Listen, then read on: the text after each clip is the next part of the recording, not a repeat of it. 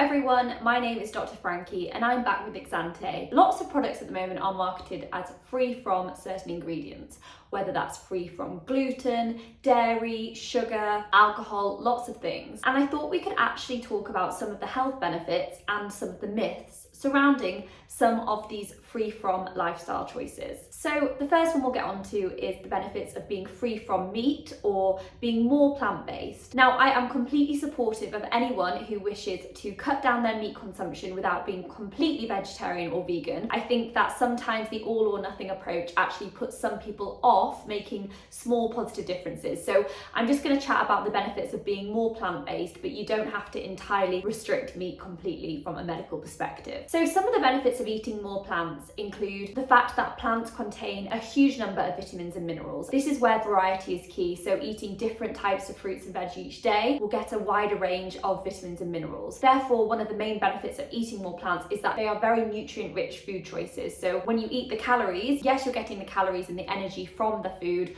but you're also getting lots of other nutrients that is going to help fuel your body correctly. So plants are a very nutrient-dense food choice. The second huge benefit of eating more plants is that it will help you reach your daily dietary fibre goal. So in the UK, we are recommended to consume about 30 grams a day of dietary fibre. But actually, the stats show the average dietary fibre consumption in the UK is actually only 18 grams a day. So just around half of the recommended intake. And there are many benefits of eating more fibre in our diets, including but not limited to regulating bowel habits and preventing constipation, helping to regulate blood sugar and over the long term reducing the risk of chronic diseases such as type 2 diabetes, helping with the diversity of the gut microbiome, and eating more fibre has also been linked to lower rates of developing bowel cancer. Fibre is a hugely important but highly neglected nutrient, and eating more plants can help you get your daily fibre goal. Eating more plant-based food is also a great way to support the diversity of the gut microbiome. Now, this is the unique population of bacteria, fungi, viruses,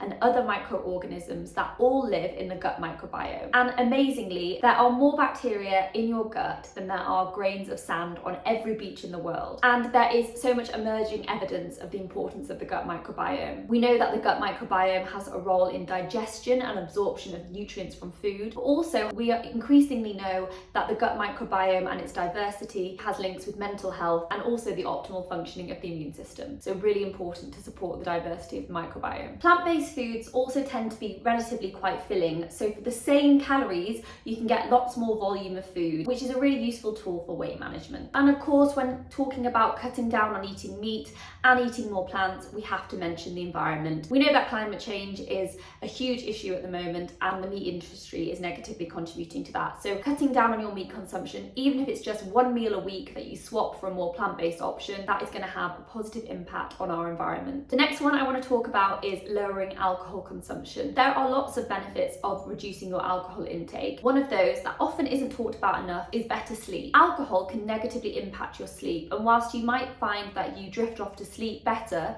after having a drink, and some people feel like they pass out, actually alcohol interferes with our normal sleep cycle. During our sleep cycle, we usually alternate between light and deep sleep, and alcohol can negatively impact the amount of deep, non-REM sleep that we get. Even if you get the same number of hours of sleep, the quality of that sleep is compromised. Lowering your alcohol consumption can also have a positive impact on your health, reducing the risk of diseases such as liver disease, heart disease, type 2 diabetes, and certain cancers. Reducing your alcohol consumption can also save you money. And also, if you are consciously managing your weight at the moment, alcohol contains a lot of empty calories, so a drink might contain a few hundred calories that isn't necessarily going to fill you up in the same way a nutritious meal might. We also know that reducing our alcohol consumption can have a positive impact on our mental health, because alcohol can interfere with the neurotransmitters in our brain, which has been linked to mental health disorders such as anxiety and depression, alongside other mental health disorders. The next point I'll move on to is reducing your sugar intake. So whilst I'm a big advocate of a healthy balanced diet and at points that will include your favourite sugary foods in moderation,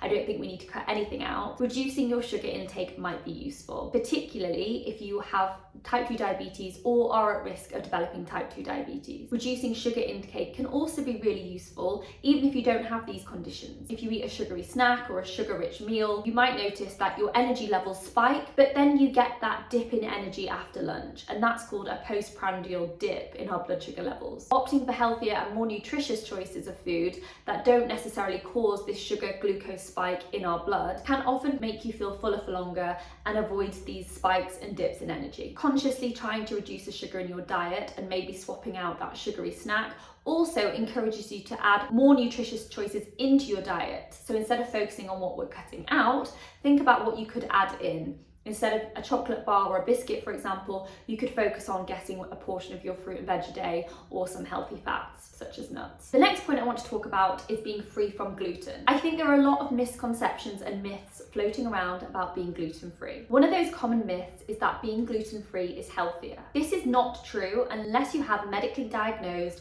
gluten intolerance or autoimmune disease such as celiac disease, in which case eating gluten is unhealthy and bad for your digestive system. In most cases, most people don't actually have these gluten insensitivities, and many people opt for gluten-free bread or cakes because they think it's healthier without any medical reason to do so. This isn't the case, and a gluten-free cake is still a cake and a gluten-free piece of bread is still a carbohydrate. And there's absolutely nothing wrong with eating cakes and carbohydrates, but don't be fooled into thinking that the gluten-free option is healthier. It often isn't. Again, a similar point comes from free from dairy. Dairy-free alternatives are very popular at the moment, and that's great from a plant-based point of view, encouraging us to eat more plants and also to reduce our dairy consumption from an environmental perspective. But unless you have a medically diagnosed lactose intolerance or sensitivity, then the dairy-free option isn't healthier, it should just be out of personal choice. And the last point I want to cover is that we should all be free from guilt. Living healthily and eating healthily should not mean restriction or food guilt. So I encourage you to drop all of your expectations. It doesn't matter if you aren't 100% plant-based, or if you still drink alcohol occasionally, or if you still eat sugar.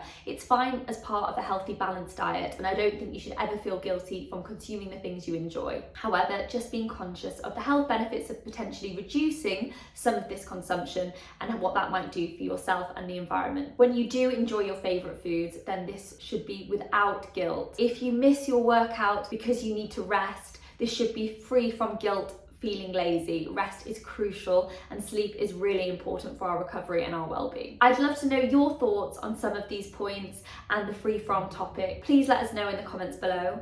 My name's Dr. Frankie, I'm here with Exante, and I will see you next month in our next video. Bye now.